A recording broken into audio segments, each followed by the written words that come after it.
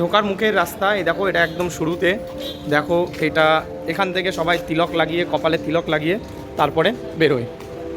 এটা হচ্ছে মন্দিরটা।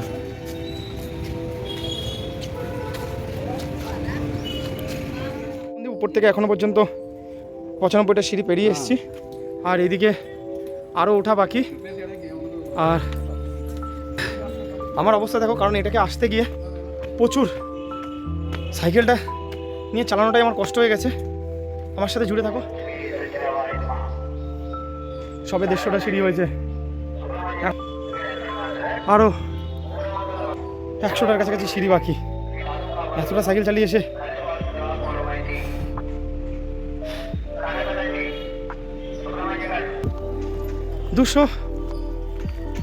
প্রায় 70খানা সিঁড়ি পেরিয়েছি, আরও হবে 300 সিঁড়ি হবে।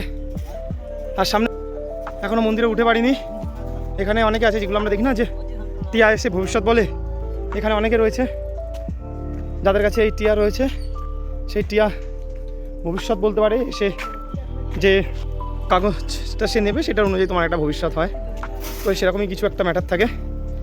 আর আমি পুরো হাঁপিয়ে গেছি। কিছু কল লাগানো আছে, আগের কলগুলো কাজ করছিল না, যেখানে যারা একদম হাঁপিয়ে এসে এখানে জল খেতে পারবে। এখনও মন্দির বাকি আছে। দেখো, সাউথে যেসব মুভিগুলো দেখি, এই মন্দিরটা খুব থাকে। আর এর আগের মন্দির যেটা দেখিয়েছিলাম, বা যদি ভিডিও আগে পরে আসে, আরও একটা মন্দির যাব, ওইটাতেও এই মন্দির বিভৎসভাবে থাকে। এখনও অতগুলো, এখনও পর্যন্ত 300 সিঁড়ি পার করলাম। আর এই জায়গাটা দেখো, পুরো কত সুন্দর। এখনও সিঁড়ি বাকি আছে। 340টা সিঁড়ি পেরিয়ে এসেছি। এখনও দেখো, এই জায়গাটা পুরো পার্কিং। আর এই দূরের যে পাহাড়গুলো দেখছো, এই পাহাড় থেকে আমি পেরিয়ে এসেছি। এখনও সিঁড়ি বাকি।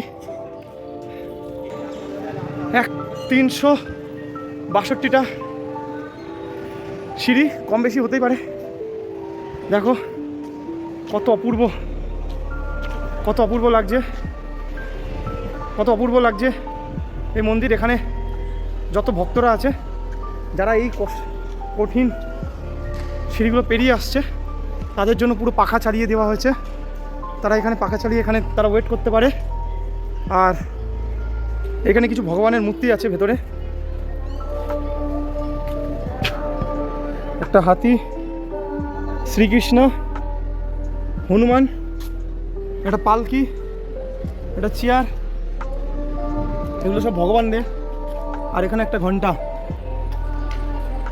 এখানে সেই ট্রাস্টের কিছু লেখা, যেটা আমি বুঝতে পারছি না। উপরে দেখো হনুমান, কৃষ্ণ, বিষ্ণু, গণেশ। এখানে কাঠের করা, এখানেও সেমভাবে শ্রীকৃষ্ণ আর রাধা।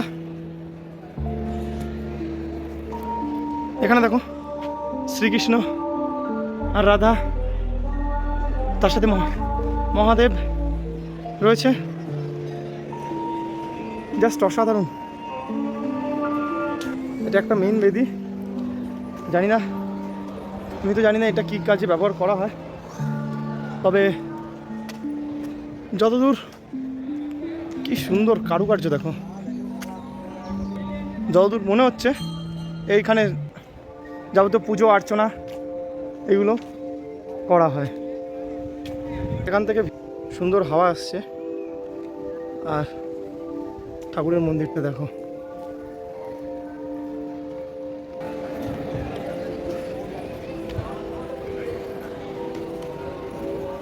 তো উপরেও দেখো অনেক কিছু রয়েছে, দোকান ঘর। আর এই দিকটা হচ্ছে প্রসাদের নেওয়ার লাইন, যেখানে টাকা দিয়ে প্রসাদ কাটতে লাগে, প্রসাদ কিনতে লাগে। আর এখন আমি যাব আবার মন্দিরের রাস্তায়। আর এখন হচ্ছে পুরো এই যে সামনে হচ্ছে আমার এই মন্দিরটা, যেটা ভিডিও তোমরা সবসময় বিভিন্ন সাউথের মুভিতে কিন্তু দেখতে থাকো। এখানেও লাইনের ব্যবস্থা করা, এই লাইন দিয়ে যেতে হবে, গিয়ে এখানে কিন্তু প্রসাদটা পাবো। আর ওরা আমাকে বললো, আগে তুমি প্রসাদটা খেয়ে নাও, কারণ এরপরে প্রসাদ দেওয়া বন্ধ হয়ে যাবে, তো আগে প্রসাদ খাও, তারপরে তুমি এসে ঠাকুর দর্শন করো। তো তার জন্য তোমরা আগে প্রসাদ দেখতে পাবে, প্রসাদ খাবো, তারপরে দেব দর্শন হবে। পুরো এত লোক একসাথে বসে কিন্তু এখানে খেতে পারে। তাদের সবার বসার এবং কাজ করার প্রত্যেকটাই খুব সুন্দর করে করা হয়েছে। এখানে সবাই খেতে বসছে। তো আমি যথারীতি এরকম একটা জায়গায় বসে পড়বো, দেখি।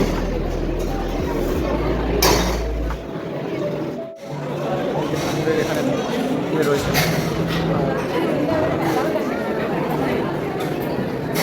এখানে কিন্তু এই যে ভগবানটা লেখা আছে, এখানে লেখা আছে যে শ্রী সত্যনারায়ণ স্বামী। আমি কি করে জানলাম এটা শ্রী সত্যনারায়ণ স্বামী? এখানে যে দাদাটা আছে ও আমাকে বললো এটা লেখা আছে শ্রী সত্যনারায়ণ স্বামী। আমি এখন আছি আন্নাপুরম মন্দির। কলা পাতার মধ্যে করে এখানে একটা সাম্বার আর একটা চাটনি, এটা হচ্ছে আমার খাবার। এই হচ্ছে পুরো মন্দির, এটা হচ্ছে খাবার ডাইনিং এরিয়া।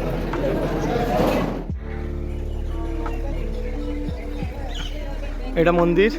এখন যেহেতু অতটা ক্লিয়ার দেখা যাচ্ছে না, এখন এই জায়গায় দেখো এখানে সব যারা প্রদীপ জ্বালাতে চায় তাদের জন্য প্রদীপ রয়েছে। এটা সম্ভবত মাটির রয়েছে। এখানে স্বামীরা রয়েছে।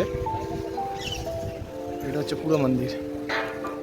প্রায় 2.5 ঘন্টা 3 ঘন্টা ধরে ঘুরলাম, ঘুরে এখন আবার সেই সেম 350-র বেশি সিঁড়ি টুকুর টুকুর করে নামছি।